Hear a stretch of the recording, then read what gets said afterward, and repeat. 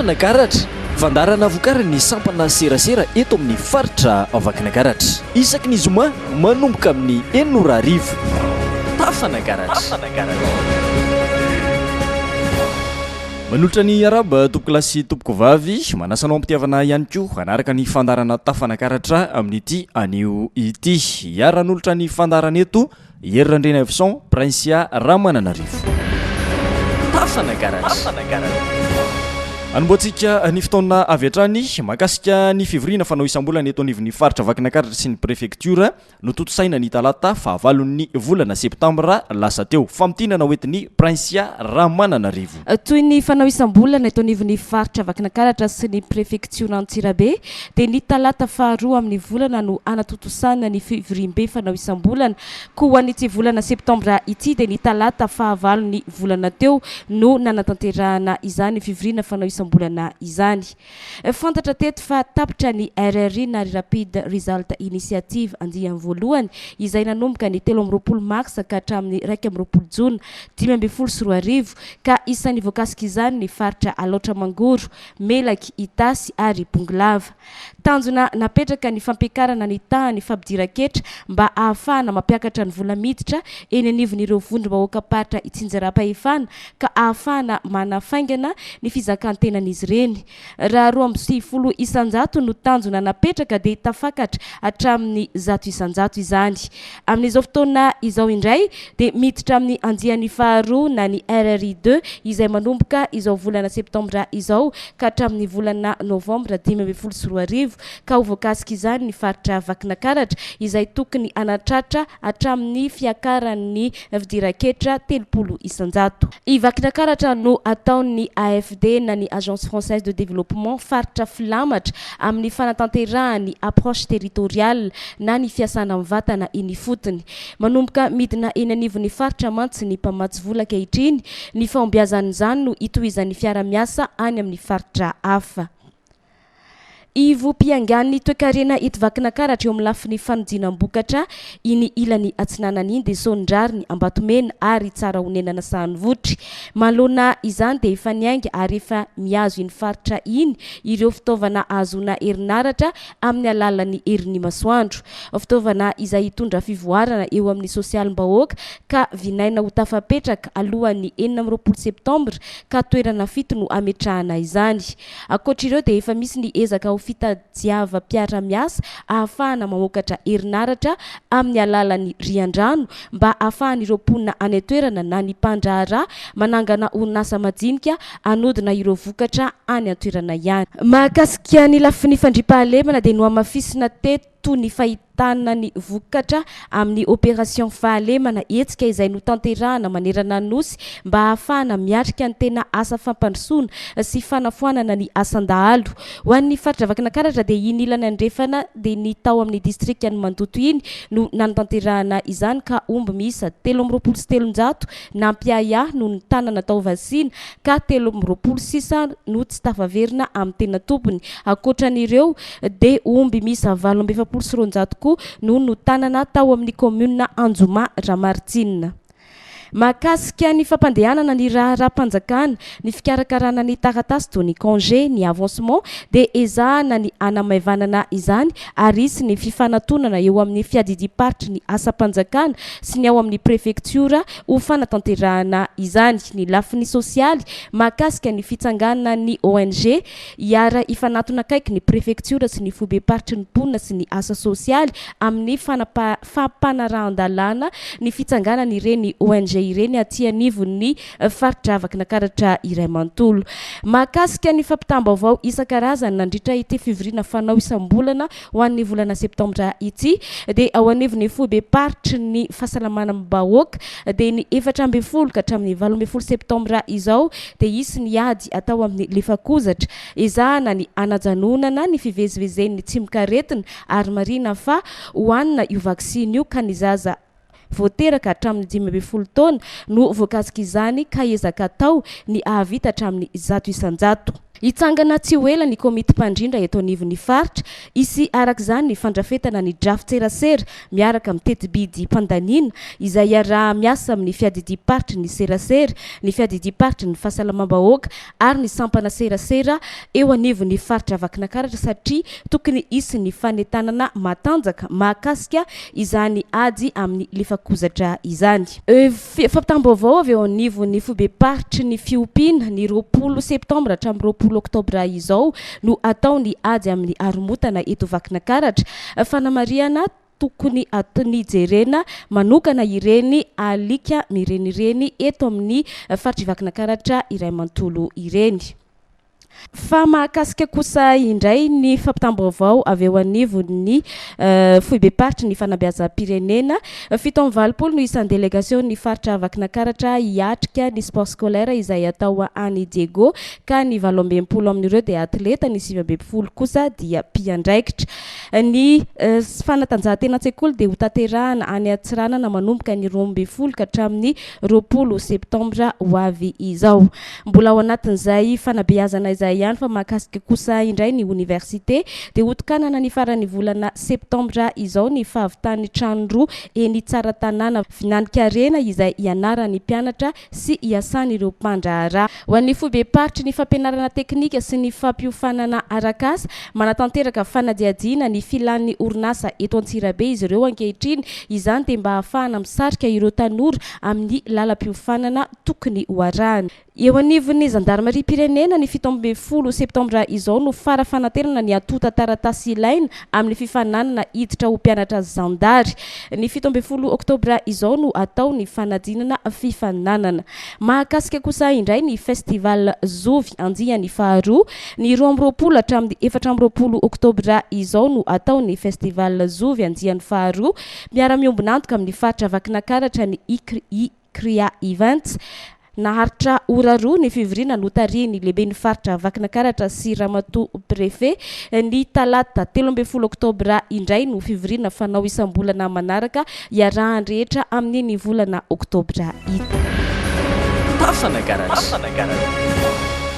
Ivadika eo amin'ny sehatry ny fahasalamana kosa indray sika ny 4 ka hatramin'ny 7 ny volana septambra izao manerana ny tany Republikan'i Madagasikara dia ho ataony ady amin'ny lefakozatra. Mbola ahitana io tranga tsy fahatombomanana ara-pahasalamana io ny eto Madagasikara na dia efa maro amin'ireo firenena andalam-pandrosoana aza no tsy ahitana izany intsony. Ny amongotra izany no tanjon'ny ministera ny fahasalamam-bahoaka ka ireo ankizy voateraka ka hatramin'ny 15 taona no atao vaksiny. Fanampanazavana hoentin'ny Dr Ramadson William taleparitry ny fahasalamam-bahoaka eto Vakinankaratra. Ty ady ataon'ny lefakozatra dia ny daty aloha 14 volana septambra ka hatramin'ny 15 volana septambra. Zay tsara ho fantatry zay. Izy no atao vaksiny ny zaza latsaky 15 taona rehetrarehetra. Torak'izay ihany koa zany aiza no anaovana azy dia hitety trano mpanao vaksiny sy eny amin'ny tobim-pahasalamana dia mandeha mifanentanana zany hoe tongava etany no tokantrano etany no anatin'ny fokotany etany no commune etany no district tonga hanao vaksiny satria 100 isan-jato ny tanjona hoe tsy maintsy hita vaksiny. Ahoana tokoa ny hoe tanjona 100 isan-jato. Itsika malagasy dia efa ela mihitsy no tokony ho foana ty lefakozatra ity. Kanefa misy foana ny zaza tsy vita vaksiny dia ireo zaza tsy vita vaksiny ireo no idira amin'ilay otrikaretana dia manao an'ilay aretina. Hatreto moa isika dia mbola ao anatin'ny fotoam-pialatsasatra raha ho an'ny ankamarony ny sekoly eto Antsirabe raha teo toeram-pialatsasatra maro arak'izany ny vahiny efa mivonona amin'izany anefa ny eo anivon'ny foibe-paritry ny fahasalamam-bahoaka aty Vakinankaratra. Ankoatry ny fanentanana mavesa-danja atao dia atsangana eny anivon'ny faritra mihitsy ny komity paritra miady amin'ny lefakozatra ho an'ny faritra Vakinankaratra mba isian'ny rafitra maharitra miady amin'ity fanetrobe ny firenena ity. Eo amin'ny sehatry ny tontolo iainana kosa 2 sy 7 tapitrisa ankehitriny ny fitambaran'ny velaran'ala misy eto Madagasikara. fantatra nefa fa ny 903 alina hektara isa-taona no alaripaka noho ny filaniny zanak'olombelona raha nataony kajy dia vahoaka malagasy misy 12 tapitrisa dia manana filana amina hazo manome angovo na bois d'énergie 2 metatra toratelo isan'olona isa-taona. Ambony dia ambony io fandripahan'ny malagasy ala io, izany indrindra no atom-pisininy atrikasa filakevitra andihany faharoa momba ny politika pirenena ho an'ny fitantanana ny ala izay natao tetsy amin'ny Hôtel de Terme ny androny alatsinainy sy ny talata lasa teo. Faritra enina ny mpandray anjara, vakina karatra, Menabe, Melaky, Itasy, Bongolava ary Analamanga. Mpiara-mionatoka amin'ny fanjakana malagasy amin'ny alalan'ny ministera ny tontolo iainana ny firenena mikambana.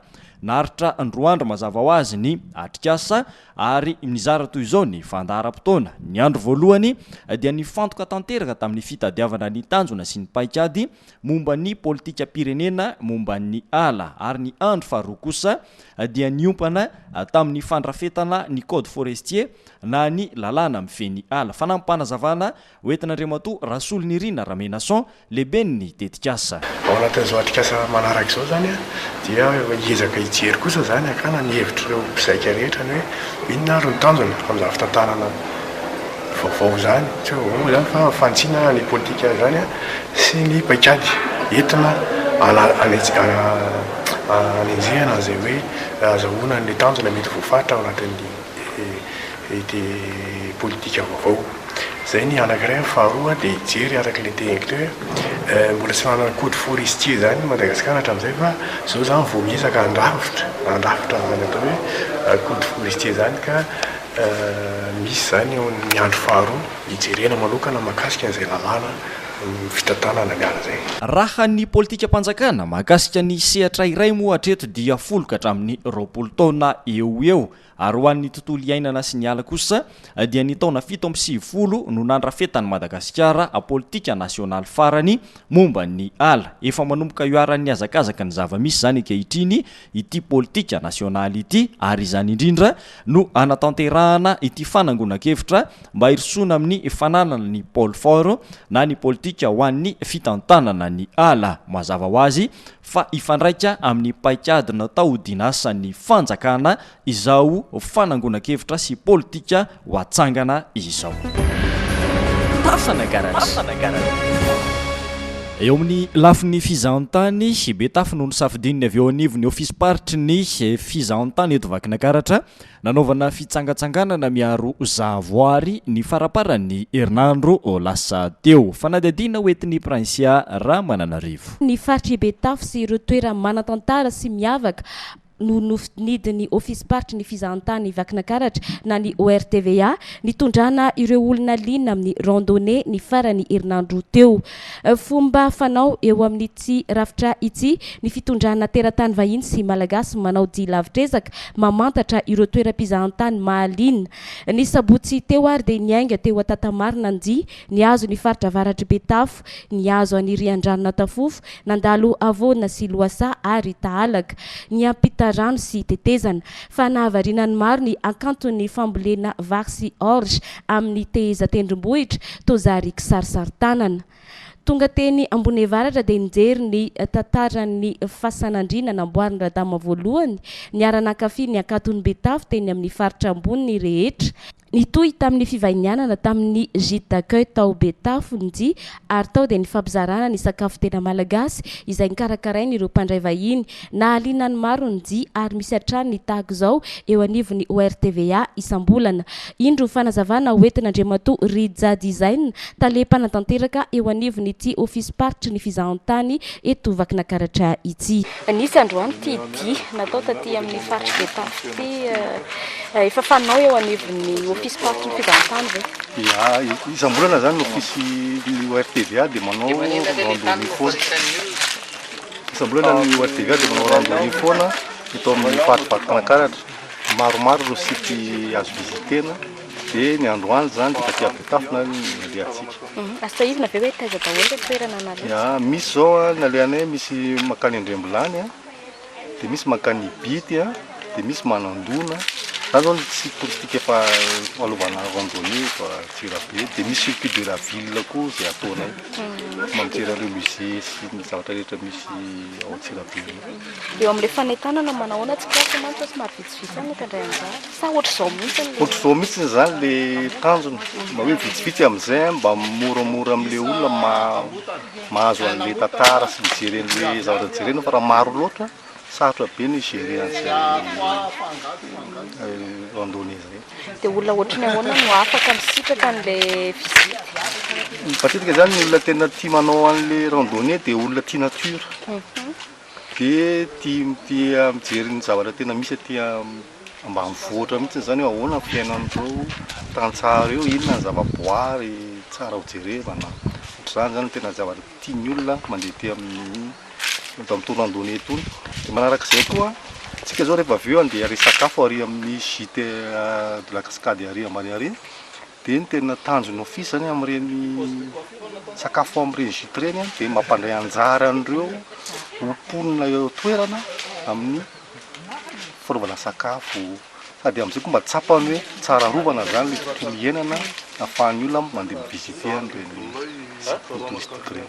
Fa toerana iray nahaliana ny mpitsangatsangana teto ny Ampongavato tao Amboanana.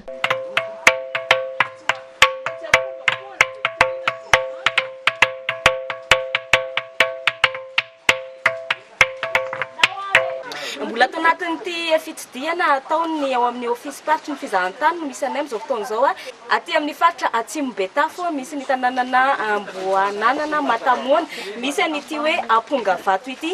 Entinay nareo iainan'izany fany fidoboky ny vato rehefa vato samy vato no maneno nefa ny Ampongavato no ilazana an'izany.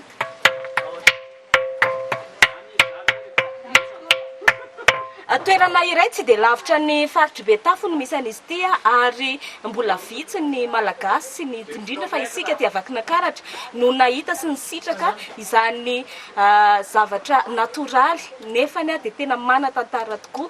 Dia ny ao anivon'ny ORTVA moa zany isam-bolana dia efa manana fandaharam-potoana ho hitondrana antsika sy iainana anireny zavakanto atao anatin'ny natiora atao anatin'ity faritra Vakinankaratra misy antsika ity. Ao atsimon'ny renivohitry ny district na i Betafo no misy ity toerana misy ny Ampongavato ity. Tsy navelan'ireo olona taloha ho toerana tsotra ity vato tsy fahita firy ity fa nomeny toerana sahazazy ka misy ary ireo olona sasantsasany no mangatapitahina eo amin'ity faritra misy ny Ampongavato ao Amboanana ity. Betsaka ny toerana manantantara atao anatin'ny faritra Vakinankaratra, mbola vitsy nefa no tena mahalala sy nahita ireny indrindra fa ny zanaky Vakinankaratra. Efa mizaka ihany ao anivon'ny ofisy party ny fizahan-tany eto Vakinankaratra mitondra sy mampahafantatra ireny toera manatantara ireny. Isorantsika prince tondran'izay fanadidina mahafinaritra izay fa ivadika lafin-javatra hafa kosa indray sika eo amin'ny tontolo ny fanatanjahantena an-tsekoly. 720 nisan'ny délégation ny Vakinankaratra handeha niakitra ny fanatanjahantena an-tsekoly na ny sport scolaire any Edego izay manomboka ny 12 ka hatramin'ny 20 ny volana septambra 2024 izao. Ny 80 amin'ireo no atleta mpandray anjara, ny 70 kosa dia mpiandraikitra sy ny officiel technique isatsokajiny. Noraisin'ny lehibe ny faritra izy ireo ny maraina ny talata teo sady no tsofindrano, mbola lavitra ny lalakombana ary betsaka ihany koa ny fandaniana tsy maintsy atao. Tsy namela azy ireo irery nefa ny lehibe ny faritra Vakinankaratra fa sady nampitondra teny mamy no nanolotra vatsy ihany koa. Ny lehibe ny faritra Vakinankaratra Andriamatoa Andrianjanaka Mandrindra Albert. Kapitaina amin'ny mpianatra rehetra, malagasy rehetra, amin'ny tanora rehetra dia hoe ny zavatra miseho amin'ny fiainantsika amin'izao fotoana dia tsotra mila samiatra isika, mila samiady isika, mila sa isika miditra anatin'ny fifaninanana ary mila fandresena isika. Saingy izao avery ihany, mila manaja ny hafa isika, mila mana fitiavana ny hafa isika satria tadio tsara ny mifaninana dia tsy midika velively koa fa halanao ilay olona. Na rehefa mila fandresena ianao ka maka ny fandresena izay mety tanatanan'ny hafa dia midika koa fa halanao ilay hafa tsia. Mila fifaninanana isika, mila samiatra fifaninanana, mila fandresena ary mila ty manodidina antsika ihany keo anatin'ny lalana rehetra zay andehanana. Tokony hovelona ao amin'ny ankizy dia ny mbola kely sy ny tanora ny toe-tsaina tia mifaninana zary fifananana trano tokoa matsy ny fiainana hoy ny lehibe ny faritra vakina karatra. Ny solotenan'ireto atleta ihany koa moa dia nanome toko teo manatrehan'ireo tompona ndraikitra isa-tsokajiny fa anao izay ho afany ary ny tanjona dia ny voalohany amin'ireo faritra 12 mpandray anjara. Rajaivona moa dia nilarana fahafolo no nitazomintsika tamin'ny sport scolaire farany tamin'ny taona 2010 sy 2000. Tafana garage. Fa ny haromotana ny famangin'ireo mpianatra ny faritra vakina karatra ary ny adina kola kosa no entin'ny prinsiara Mananarivo ao anatin'ireto tapatapam-baovao hoarahantsika ireto. Eo amin'ny vaovao tapatapa ny mahakasika ny haromotana dia mikarakara hetsika ady amin'ny haromotana mandritra ny iray volana ny 20 septambra hatramin'ny 20 oktobra izao ny ao anivon'ny fobe-paritry ny fiompiana eto vakina karatra. Mandritra io fotoana io dia isy ny fanaovana vaksiny faobe ho an'ny alika sy ny saka. Fa nanatanteraka fitsidiana miaro fianarana teto anivon'ny faritra vakina karatra tamin'ity herinandro ity ny mpianatry ny anjerimanontolo IFT avy any Fianaratsoa ataona faharoa amin'ny fianarana lalàna ireto andiany ireto. Nilaza ny faritra vakina karatra amin'ny fomba fiasa sy fomba fitantanana sy ny fananany otrikarena sy herijika maro no antony safidy nanatanterana ity fitsidiana taty anivon'ny faritra vakina karatra ity. Mahakasika kosa indray ny lafiny adina koa efa mitsangana eto anivon'ny faritra vakina karatra ankehitriny ny ligy mpampiady akoho efa manana section sivy izy ireo amin'izao fotoana izao. Mikarakara grand défi mandritra iray volana izy ireo ka ny 12 sy ny 13 septambra, ny 19 sy ny 20 septambra, ny 19 sy ny 17 septambra ary hofaranana ny 3 sy ny 4 oktobra izany grand défi izany ka kianja roa no ampiasain'ireo mpiangaly ny fampiadiana akoho mandritra ireo fotoana ireo dia ny kianja eny Vatofotsy sy eny Ambaniandrefana. Tafana garage. Hatreo ny fandarantsika tamin'ity androany ity ho an'ny fandarana tafana karatra izay mianadahy manome fotoana ho anao indray amin'ny manaraka makasitraka mandra-piona tokolasy topoko vavy. Tafana karatra fandarana vokarany ny sampana serasera eto amin'ny faritra vakina karatra isaky ny zoma manomboka amin'ny 900 arivo. Tafana garage.